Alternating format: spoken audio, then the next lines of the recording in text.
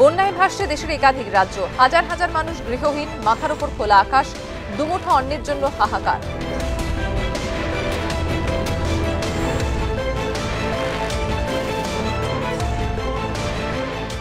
গঙ্গা, যমুনা, ঘরঘরা সহ উত্তরপ্রদেশের সব নদী বিপদসীমার উপর দিয়ে বইছে।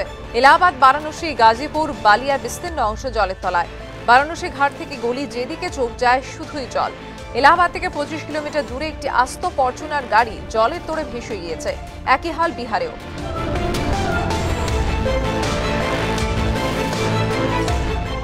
এই ছবি বিহারে হাজিপুরের। ঘরের মধ্যে জল, যা হাতে আসে সেটুকুই সঙ্গী করে ঘর ছাড়ছে সাধারণ মানুষ। একই ছবি বেগুসরাইতেও, পাটনাতেও চারিদিকে শুধুই জল। এই হলো বিহারের রোহতাসের ছবি। গ্রামের পর গ্রাম জলের তলায়। অনেকে বলছে এরকম ভয়াবহ বন্যা আগে দেখেননি। এরকমটা হয়েছিল 40 বছর আগে। সব মিলিয়ে বিহার এখন বিপর্যস্ত। ত্রাণের জন্য দিল্লিতে প্রধানমন্ত্রীর সঙ্গে দেখা করেছেন মুখ্যমন্ত্রী নীতিশ কুমার।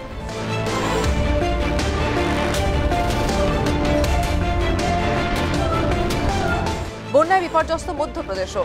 একাধিক এলাকা জলমগ্ন। বাড়ি ঘরদোর কুয়ানো এই মানুষগুলোর মাথায় যেন আকাশ ভেঙে পড়েছে। একটাই চিন্তা, কখন নামবে জল, আর জল নামার পর চিন্তা কিভাবে ফের ছন্দে ফিরবে সংসার। কারণ সবই তো ভাসিয়ে নিয়ে যাচ্ছে ভয়াবহ বন্যা। এবিপি আনন্দ।